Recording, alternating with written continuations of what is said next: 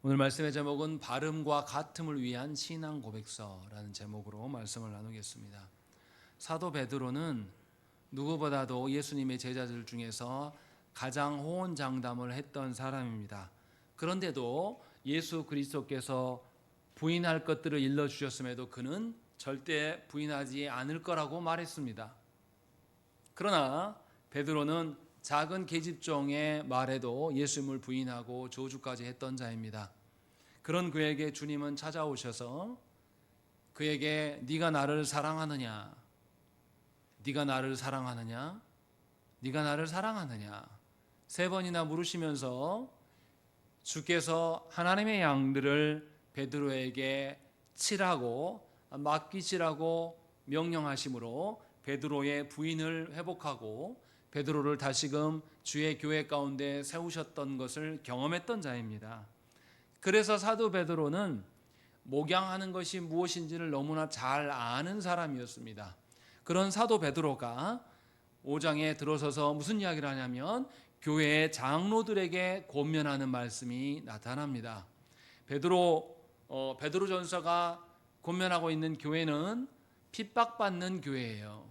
세상에 핍박으로 인하여서 예수 믿는 것 때문에 성도들 중에 죽어나가는 자들이 있고 순교자가 있는 교회란 말이죠. 이렇게 되면 교회와 성도들이 자신들의 안전의 문제로 인하여서 신앙이 흔들리게 마련입니다. 우리 시대는 이런 위협은 없지만 경제적인 이유 때문에 하나님을 향한 신앙을 저버리는 경우가 허다합니다. 그런 공동체를 향하여서 베드로 사도는 몇 가지를 당부합니다. 장로들에게 먼저 뭐라고 말하냐면 나는 함께 장로된 자다. 그리스도의 고난의 증인이고 나타날 영광에 참여할 자다라는 것이죠.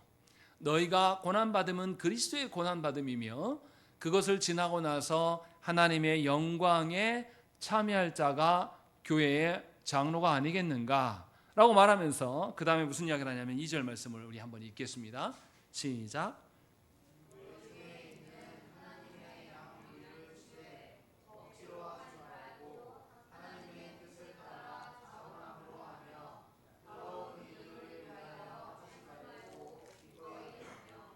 예, 분명히 베드로 사도는 같은 장로된 자들에게 너와 나의 같음이 있다, 동일성이 있다 라고 말하고, 그래서 너희가 장로된 것과 내가 장로된 것이 동일한 것인데 그래서 고난 중에 있는 성도들에게 동일한 목양이 있어야 된다라고 말씀을 합니다. 그래서 2절에서 양무리를 치되 억지로 하지 말라라고 이야기하고, 그것보다 더 중요한 것은 하나님의 뜻을 따라서 이득을 취하지 말라라고 이야기를 합니다. 이득을 취하지 말라라는 것은 사적으로 서지 말라고 말하는 겁니다. 다시 말하면 베드로 사도는 무슨 이야기하냐면 장로들이 목양해야 될 것은 하나님의 뜻을 근거로 공적인 일로 목양해야 될 것들을 말씀하고 있는 것이고, 훗날 예수 그리스도를 만나게 될 것들을 대비하라고 말씀하고 있습니다. 그래야지만 장로만이 아니라 교회의 모든 성도도 주님 앞에서 하나님이 말씀하시는 동일한 영광을 누리게 될 것이다 라는 것을 권면하고 있습니다. 여기서 우리가 기억해야 될 것은 무엇입니까? 베드로 사도는 교회의 형편이 아무리 고난받는다 할지라도 교회의 질서, 교회의 믿는 바는 하나님의 뜻이어야지 각 개인의 처지 따라 믿는 것이 아님을 말씀합니다. 분명하게 다시 말씀드립니다. 목양하는 것은 우리의 형편 따라 말하는 믿음이 아니에요. 하나님의 뜻을 따라서 말하는 믿음이기 때문에 교회의 모든 성도는 동일한 것을 믿어야 됩니다. 성도들이 형편이 동일하지 않거든요. 다 달라요. 그런데도 불구하고 사도 베드로는 무슨 이야기를 하냐면 동일한 하나님의 뜻을 따라서 믿어야 되고 뜻을 따라서 순종해야 되어야지만 하나님의 영광을 누리게 된다라고 말씀하고 있습니다. 다시 말하면 여러분들이 예수를 믿는 바는 다 모든 성도가 똑같은 것을 믿어야 돼요. 똑같은 것을 믿으려면 어떻게 해야 됩니까? 여러분들이 판단하고 여러분들이 개인적인 생각에 이럴 것이다 라고 믿는 게 아니에요. 여러분들이 동일한 설교를 들어도 듣고 난 이후에 깨달음이 다 달라요, 사람들이. 근데 그것을 믿으라고 말하는 게 아닙니다.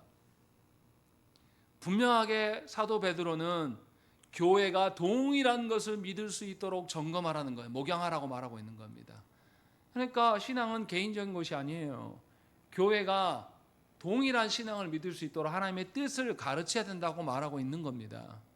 핍박받는 교회에게도 사도 바울은 이렇게 이야기를 한 것입니다.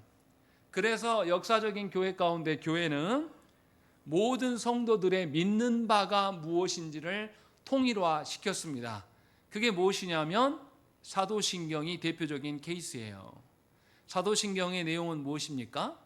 우리가 믿는 삼위 하나님의 행하심, 삼위 하나님이 누구이신가를 고백하는 것이 사도신경의 내용입니다. 그래서 교회는 각자 알아서 깨달아서 득도해서 하나님을 믿는 게 아니라 동일한 신앙을 가르쳐 오기를 명령했고, 베드로 사도 성경에서만 이 말씀하는 게 아니라 교부들과 교회 역사 가운데서는 동일한 신앙 고백을 위하여서 교회가 항상 회의체를 열어서 우리의 믿는 바가 무엇인가라는 것을 결정해 왔습니다. 그래서 모든 성도들이 동일한 신앙을 갖게 되는 것, 이것을 다시 말하면 공적 신앙생활인 것이죠.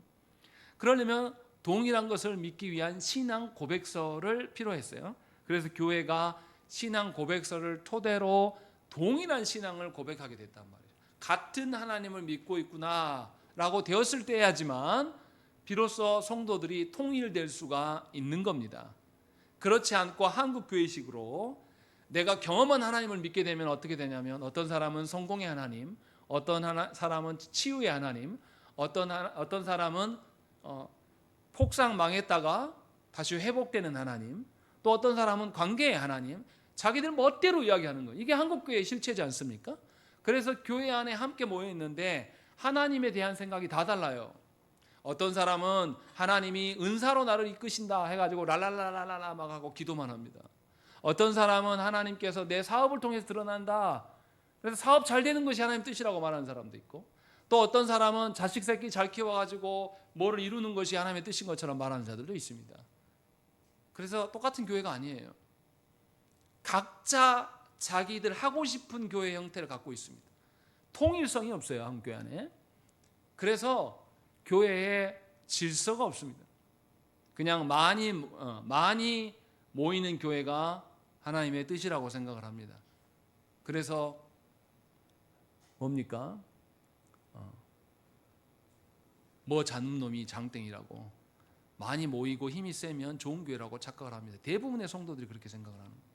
그러나 역사적인 교회에서는 그렇게 행하지 않았다고 오늘 베드로 사도의 본문에서도 말씀하고 있습니다. 그래서 장로교회는 공적 신앙 고백서를 가르쳤습니다. 어린 회원들에게 공적 신앙 고백서, 그러니까 부모가 믿고 있는 하나님, 부모가 믿는 교회의 질서, 이러한 진리들을 동일하게 가르치고 공적 신앙 고백을 정말로 믿고 그대로 지도받기를 따르기로 고백하는 그런 성도들에게, 그런 자녀들에게 교회의 성찬 회원이 될 수 있도록 세례를 주었습니다. 그래서 세례 받기 전에 동일한 신앙 고백서를 가르치는 것, 하나님이 나의 자녀를 주셔서 이 자녀가 언약 백성인데 이 자녀가 만 14세에 이를 때까지 공적 신앙 고백에 대해서 바르게 이해하고 합당하게 따를 것을 스스로 고백할 수 있을 때까지 부모는 이 일을 가르치겠습니다라고 서약하는 것이 무엇입니까? 유아 세례가 되는 겁니다. 그래서 공적인 신앙 고백을 가정에서 가르치는 일은 매우 중요한 일이 되는 것이고, 교회는 이 공적인 신앙 고백서를 가르치게 하여 해서 설교자인 목사와 또 장로들에게 이 일을 위임했습니다. 그래서 교회 안에서는 목사가 성도들을 신앙 고백서를 가르치고 장로가 또한 그 가르친 대로 잘 살아가고 있는지 점검하면서 이렇게 약한 자를 강하게 하고 어린 자녀들을 성숙하는 방식으로 인도하여서 누구나 동일한 하나님의 뜻에 순종할 수 있도록 그런 교회의 체제를 갖추고 순종해 왔습니다. 그래서 교회 안에서 신앙 고백서를 가르치는 것은 성도의 정체성이고 성도의 삶의 방식이기 때문에 다 동일한 성격을 갖게 되는 것입니다. 그래서 그런 교회에서는 동일한 것들에 대해서 함께 힘쓰는 형태의 교회 형태가 되는 겁니다. 지금 한국교회 보면 그러지 않지 않습니까?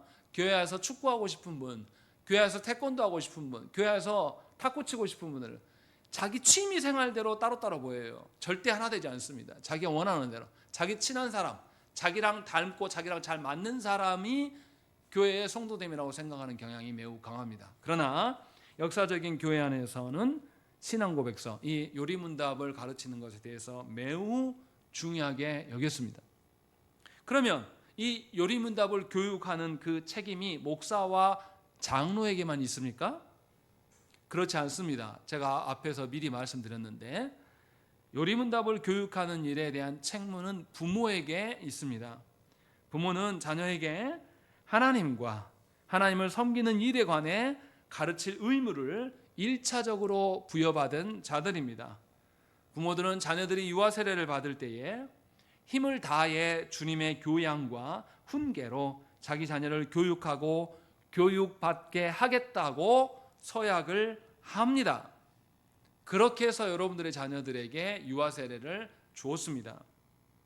그렇다면 부모는 무엇보다도 세상의 학문보다도 자녀들에게 바른 신앙 고백을 가르쳐야 될 의무가 있고 이것에 대해서 주 앞에 서게 섰을 때에 주께 평가받을 일이라는 것을 기억해야 됩니다. 자녀들에게 이것에 대해서 가르치지 않고 수수방관하면서 세월을 보내는 것은 하나님 앞에 그리 아름다운 일일 수가 없는 것입니다. 그래서 이렇게 장로교회에서는 자녀들에게 바른 신앙 고백서를 가르치기 위한 아예 제도가 마련되어 있어요. 그래서 소요리 문답을 가르치는 대상은 누굽니까? 어린 자녀들과 초신자들이에요. 그런데 한국교회에서는 소요리 문답을 안타깝게도 중직자들도 몰라요. 장로교회가 아닌 것이죠. 그냥 자기들이 꿈꾸는 교회, 자기들이 생각하기에 어떠한 교회를 말하는 겁니다. 지금이라도 바른 신앙 고백서를 알아야 됩니다. 배워야 되는 것이 엄청 중요한 이야기예요. 그런데 안타깝게도 조국교회 안에서는 이것을 배우지 않습니다. 또 신앙 고백서의 유익이 무엇이냐면 성도 각자가 어떻게 살아가야 될 것들을 알려줍니다. 신앙 고백서의 핵심 주제는 뭐냐면 하나님의 언약인데요. 하나님의 언약은 하나님께서 어떻게 너희를 다스리시고 인도하실 것이다 라는 것을 약속으로 알려주셨습니다. 이것이 우리에게만 알려준 게 아니라 아담 때부터 하나님께서 약속하신 바대로 그 언약이 계속 업데이트되어 왔습니다. 그리고 언약대로 하나님이 우리에게 행하셔요.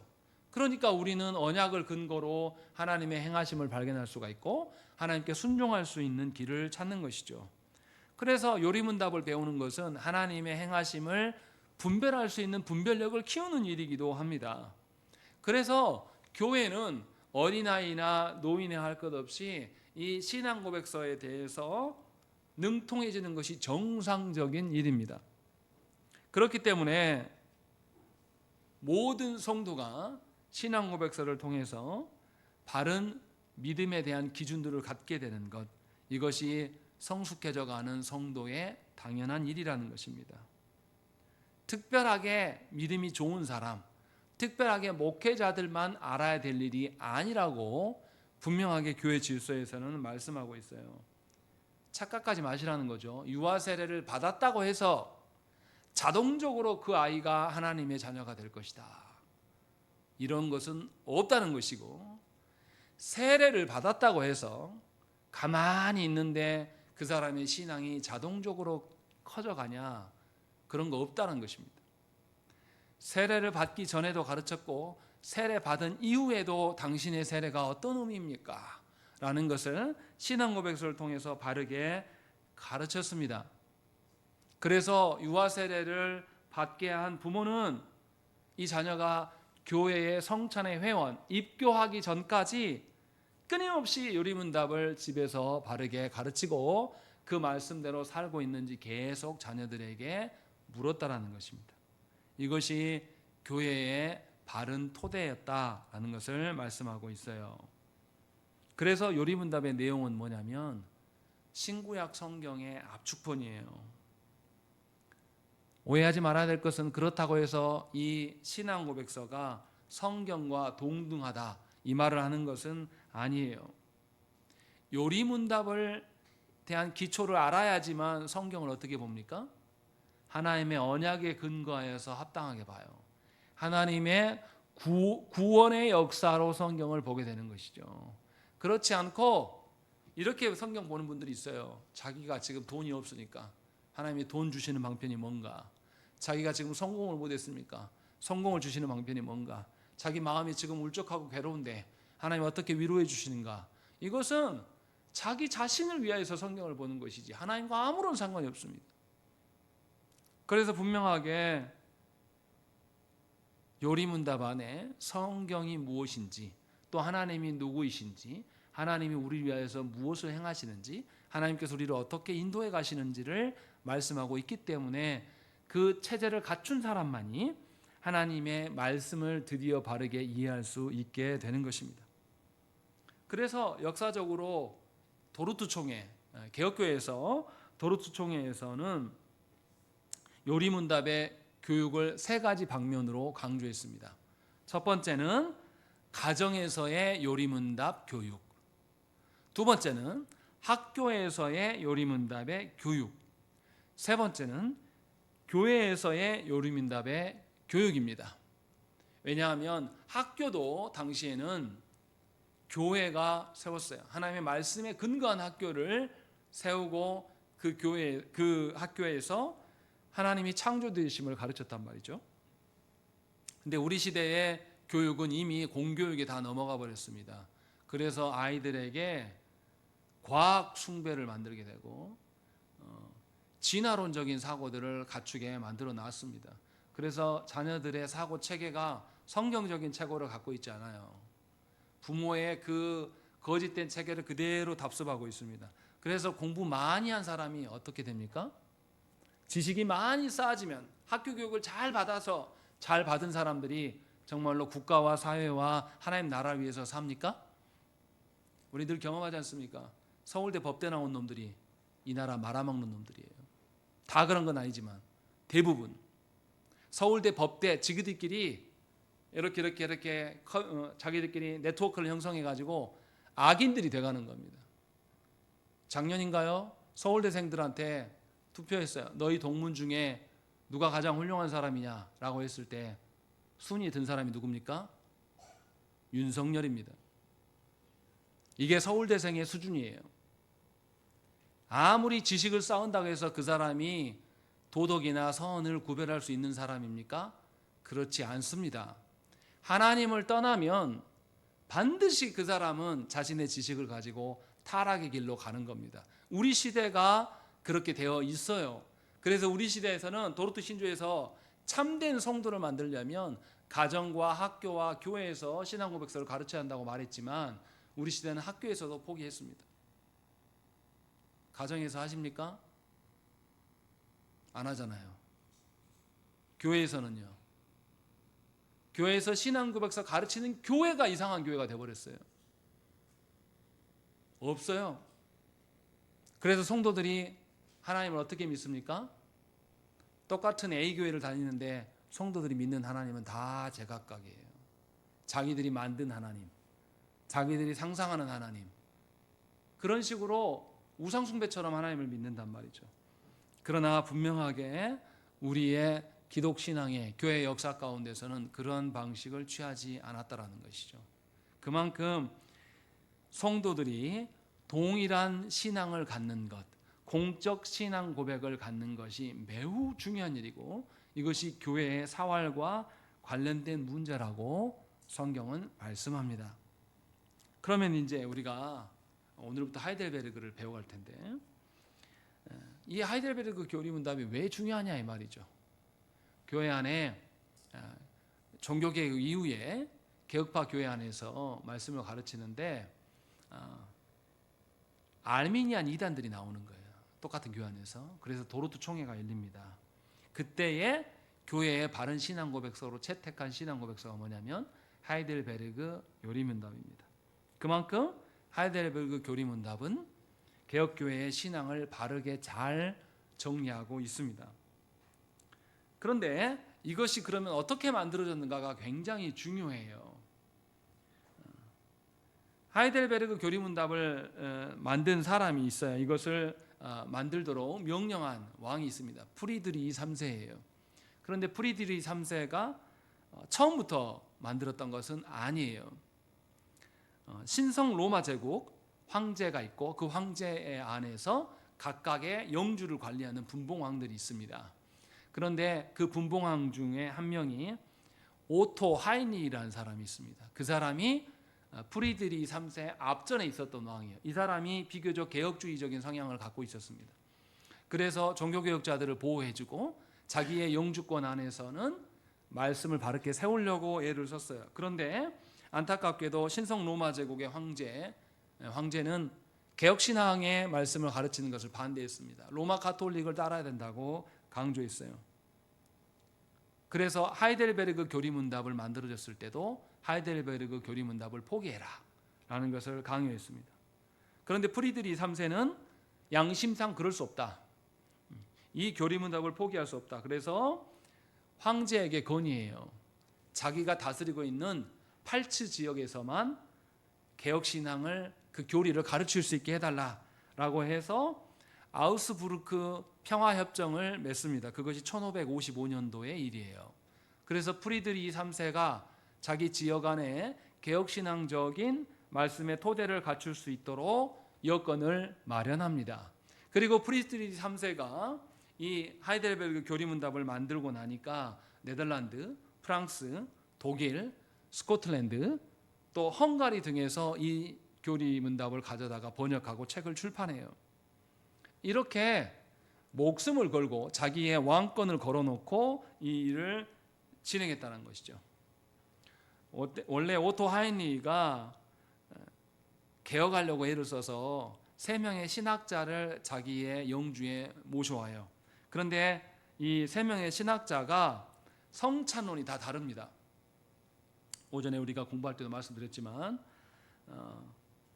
하인리가 성만찬의 개념이 부족했습니다. 그래서 공제서를 따르는 신학자, 또 쯔빙글리의 기념서를 따르는 에라스투스, 또 칼뱅을 따르는 칼뱅의 영적 임재서를 따르는 사람, 이렇게 3사람을 불러놨어요.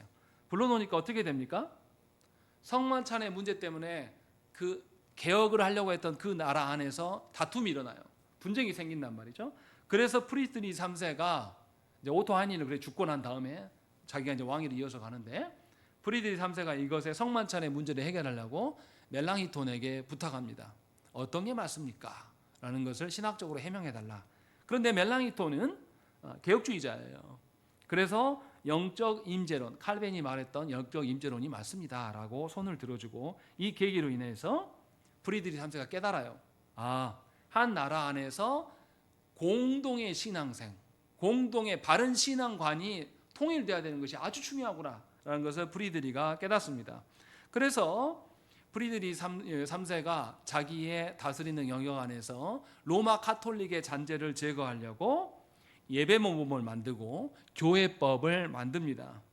그리고 그렇게 가르칠 수 있는 교리문답서를 만들도록 해요. 그것이 뭐냐면 하이델베르그 교리문답입니다. 그래서 2사람을 모셔와요.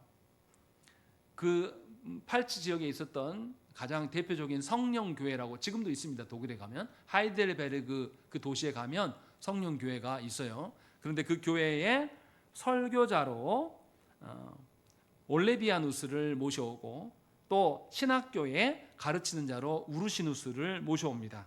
그리고 이 두 사람을 통해서 하이델베르그 교리문답을 작성토록 해요.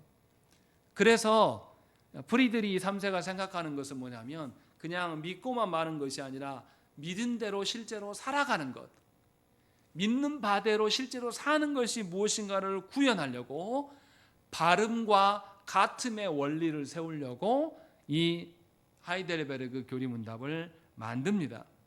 그래서 하나님을 아는 것만이 아니라 실제로 아는 대로 하나님을 경외할 수 있도록 하기 위해서 이 신앙고백서를 만들고 실제로 이것을 그 지역 안에서 가르쳐요.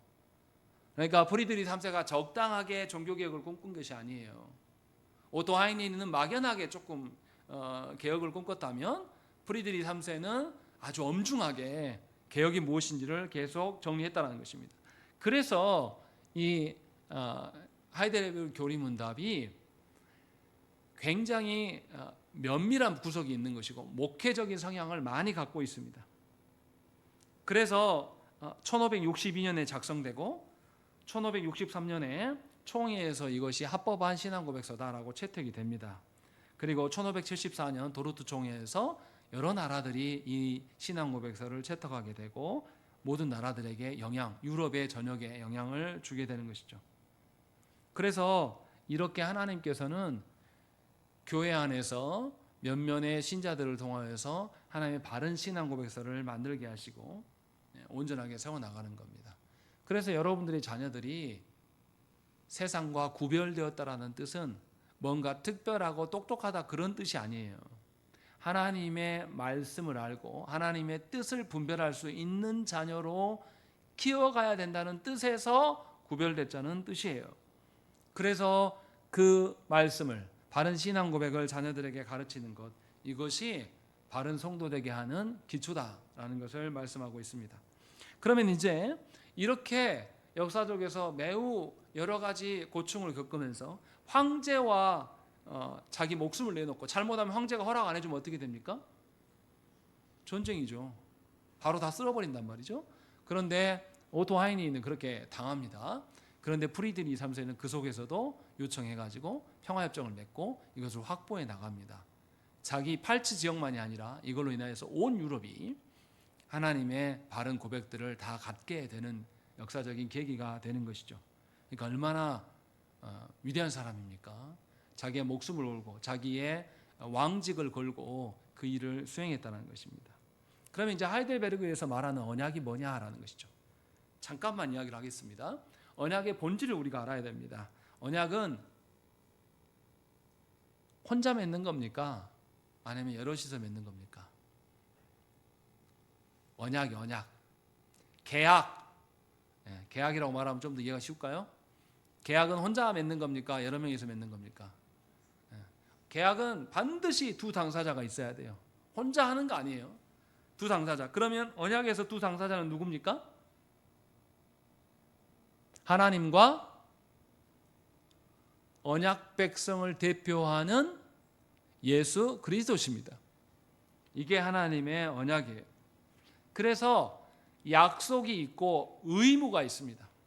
하나님이 약속하셨으면 의무를 요구하시지 않겠습니까? 그리고 이 언약의 약속들을 의무를 지키지 않을 때 파기할 경우에는 하나님은 반드시 그것에 대해서 보응하는 저주를 말씀을 하셨습니다. 갑과 을을 말하는 것이 아니라 도저히 하나님과 동등될 수 없는 우리들에게 언약을 맺어주시고 우리에게 뭔가를 요구하신다는 것은 우리를 누구의 위치로 바라보는 거예요. 하나님 당신의 위치로 우리를 높여서 바라보시기 때문에 우리는 하나님의 언약해 주신 것 그 자체만으로도 하나님이 우리를 얼마나 존중해 주시는가, 하나님이 우리를 얼마나 사랑하시는가를 알 수가 있는 겁니다. 그래서 성경은 이 언약을 신랑이신 하나님께서 신부된 교회에게 사랑을 표현함이라고 말씀합니다. 그리고 신부된 교회에게 하나님은 사랑을 표현하셨기 때문에 응답해 주기를 하나님은 우리에게 요구하십니다. 그러니까 신부는 하나님의 사랑에 근거한 응답이 필요해요. 신랑이신 하나님을 받아들인 교회라면 당연히 하나님의 사랑을 받아들이고 하나님과의 온전한 교제 가운데 들어가야 되는 것이 교회의 일입니다. 그래서 하나님과 교회 안에 들어져 있던 그 언약적인 사랑은 우리가 주권을 갖는 게 아니라 누가 주권을 갖는 겁니까? 하나님께서 베푸신 주권에 근거하여서 우리가 살아가는 것입니다. 그래서 처음 언약을 맺어주실 때는 일방적인 언약이었어요. 하나님이 극도로 희생하심으로 우리를 동등한 위치에 두셔서 일방적인 언약을 맺어주셨습니다. 그러나 언약이 맺어지는 순간부터는 이제 우리는 하나님이 신랑 되시고 교회된 우리는 신부입니다. 그러면 이제 일방적인 언약이 아니라 어떤 언약입니까? 쌍방간의 언약, 서로 교제함이 있는 언약으로 하나님께서 바꾸셨습니다.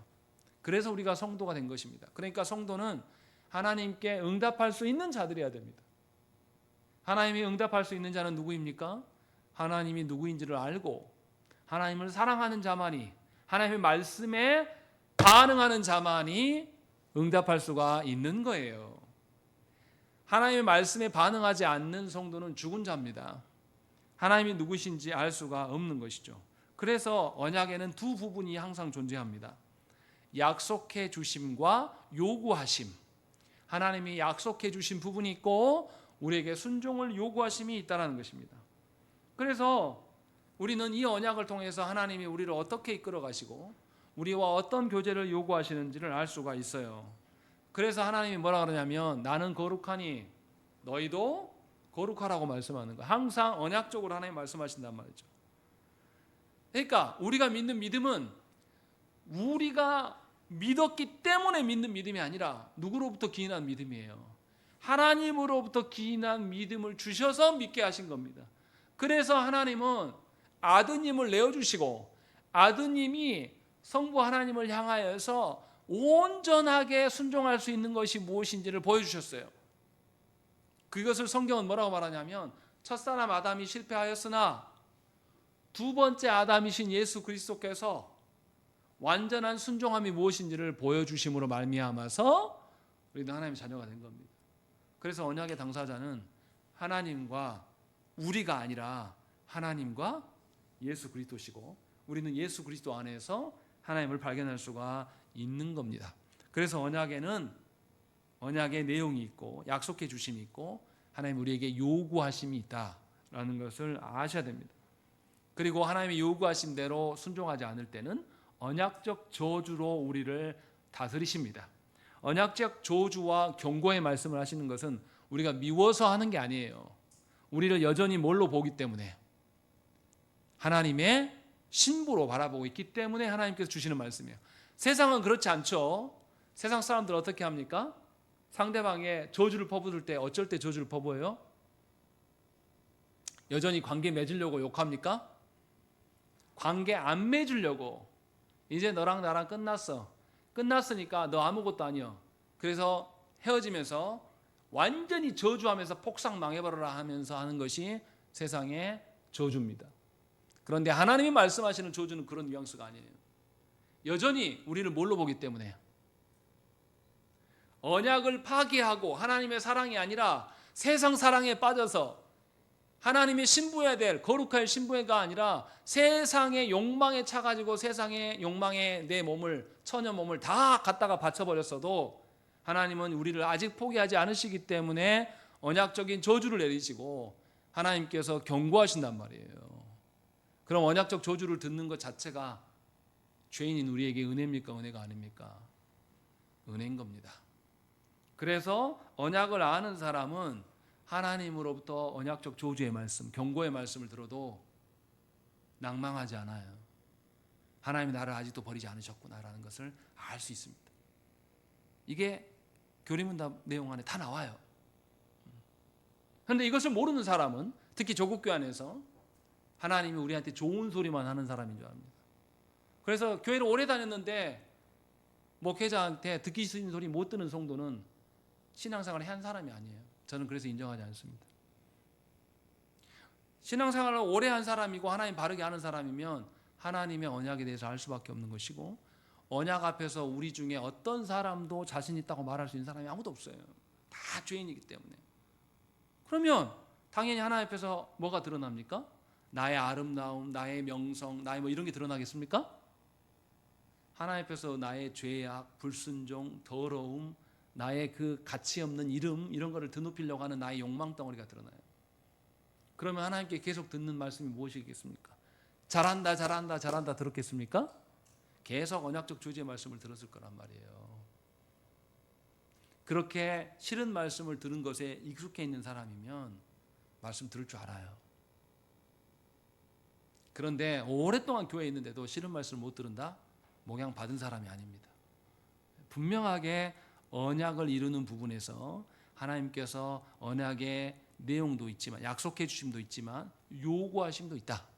우리가 요구 앞에 순종하지 못할지라도 하나님은 언약적 저주와 경고의 말씀으로 우리를 포기하지 않으시고 찾으신다라는 것을 저와 여러분들이 알아야 돼요. 그리고 이 언약을 하나님께서 이뤄 가시는 일들을 우리가 경륜이라고 이야기를 하는데요. 하나님은 시대와 상황이 달라져도 언약에 대해서 늘 한결같이 행동하십니다. 그래서 언약이 변함없는 것임을 하나님께서 스스로 입증해 주십니다. 문제는 뭐냐면 누굽니까? 우리예요. 하나님은 언약 앞에서 한결같은 태도를 취하지 않습니다. 생각을 해보세요. 아버지가 자녀가 아기였을 때, 청소년이었을 때, 성인이 되었을 때에 각각 다르게 대하지 않습니까? 깐난쟁이였을 때 자녀를 대하는 태도와 준호만큼 컸을 때 자녀를 대하는 태도와 또 규원이만큼 컸을 때가 달라지거든요, 부모들이. 그런데 하나님은 언약하신 이후에 항상 동일한 방식으로, 언약의 방식으로 우리를 다루십니다. 그래서 그 언약을 지켜나가기 위한 방식으로 우리를 이끄셔요. 하나님이 아담과 언약을 맺으셨어요. 그런데 아담이 그 언약을 파괴합니다. 그때 하나님 어떻게 합니까? 아담에게 이 일을 맡기지 않고 누구에게 이 일을 맡기십니까? 예수 그리스도를 말씀하셔요. 그것이 창세기 3장 15절 말씀 아닙니까? 그렇게 해서 아담이 하나님과의 관계를 깨뜨렸지만, 그래서 언약의 복을 상실했지만, 하나님은 사망의 종로로 가게 두지 않으시고 당신의 아드님을 통하여서 이 언약을 회복하시고 이끌어 가신단 말이죠. 그렇게 해서 하나님이 언약을 유지시키고 지켜가시는 분이심을 우리에게 알려줍니다. 그래서 이 언약을 우리는 은혜 언약이라고 이야기를 하는 거예요. 이 은혜 언약은 하나님이 영원 전부터 계획하셨던 것이고 그 계획하신 것을 우리 시간 속에서 이끌어 가시는 거예요. 그렇다면 우리에게 행위 언약이 의미가 없냐? 아니에요. 원래 행위 언약으로 우리를 부르셨기 때문에 이 언약도 여전히 우리에게 존중돼야 될 것이고, 그러나 우리 능력으로는 행할 수가 없어요. 이미 타락했기 때문에. 그래서 은혜 언약 안에서, 그리스도 안에서 우리가 하나님께 서 나아가야 된다는 것입니다. 그래서 하나님은 타락 가운데서 아브라함까지 하나님께서 모든 종족의 구별 없이 관여하셨습니다. 그러나 아브라함부터 그리스도까지는 아브라함의 자손에게만 한정짓고 언약을 계속 주셨어요.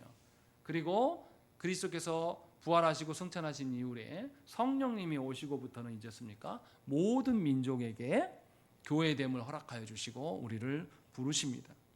이것이 언약의 경륜입니다. 그럼 이제 언약의 당사자들인 우리는 어떻게 살아야 됩니까? 하나님의 은혜 언약으로 우리가 존재합니다. 하나님께서 주도적으로 세워주신 언약이에요. 그러나 하나님의 그 언약에 모두가 신실한 것은 아닙니다. 성경에서 분명히 언약에 신실한 자와 그렇지 않은 자를 설명합니다. 그래서 창세기부터 족보가 나오는 거예요. 하나님의 계열과 그렇지 않은 자들이 나타나요. 그러니까 육적으로 한 가정에 있다 할지라도 모두가 하나님의 언약 백성은 아닙니다. 그래서 야곱과 에서가 그 후손들이 어떻게 됩니까? 야곱은 이스라엘로 하나님의 언약 백성이지만 에서의 후손은 에돔으로 이스라엘이 멸망해 갈 때 뭐합니까? 같이 들어와서 약탈한단 말이죠. 그래서 하나님이 에돔을 심판을 경고하셔요. 반드시 멸하시겠다라고 말씀한단 말이죠. 그러니까 교회 안에서는 육적인 질서가 통하지 않아요. 언약에 근거한 질서가 교회 안에 있어야 되는 것입니다. 그래서 이 사실을 아는 성도라면 내 자녀를 언약의 자녀로 키울 수밖에 없어요. 육적인 사랑으로 키워놔봤자 하나님 나라에 함께 갈 수 없어요. 아무 상관없습니다. 이런 분들 있어요. 우리가 죽어서 하나님 나라 가서 너희 아버지를 보러 가자. 죽어서 너희 할아버지 보러 가자. 보러 갈 수 있겠죠. 그런데 하나님 나라 가서 우리 할아버지, 우리 아버지로 만나겠습니까? 그리스도의 몸으로 만날 겁니다. 거기 가서도 너 몇 살 먹었어? 이거 따질 것 같습니까? 거기 가서도 나이빨 따지고 그럼 누가 제일 나이 많아요? 아담이잖아, 아담. 아담이 그럼 제일 상석에 있고 막 이럴 것 같습니까? 그렇지 않습니다. 우리 후손 중에도 믿음의 사람이 존재할 것이고 그들과 우리는 그리스도 앞에서 동등한 자들이에요. 개념이 완전히 다르다라는 것이죠. 이렇게 해서 우리는 언약의 보증자 되시는 예수 그리스도 안에서 우리는 모든 것을 소망할 수가 있게 되는 것이죠. 그래서 예수 그리스도 안에서 창조와 구원의 의미를 되새기면서 우리는 살아갈 수가 있습니다. 이것이 우리가 신앙생활을 해가는 근본의 토대가 되는 것입니다. 그렇기 때문에 성도에게 살아서나 죽어서나 확실한 위로는 누굽니까? 예수 그리스도 외에는 없는 것입니다. 예수 그리스도께서 우리를 위하여서 순종하시고 죽으셨고 의를 이루셨기 때문에 그 영원한 생명이 우리에게 주어진 것이고 믿음을 통해서 우리가 이 모든 것을 깨닫게 되는 것입니다. 이것이 신앙 고백서를 통해서 여러분들에게 전달될 겁니다. 제가 2021년도부터 23년 초반까지 하이델베르그 교리문답을 설교를 했는데요. 그때는 주일별로 이렇게 했어요. 이제는 좀 더 면밀하게 한 문씩 한 문씩 또 한 문을 여러 주 설교할 수도 있습니다. 이런 방식으로 설교를 해 나갈 것입니다. 그러니 하나님이 주신 신앙 고백서를 배울 때 성도의 근간이고 교회의 근간이고 가정의 근간이 됨을 잊지 마시고 바르게 배우심으로 하나님의 온전한 신부로 살아가시기를 간절히 축원합니다. 함께 기도하겠습니다.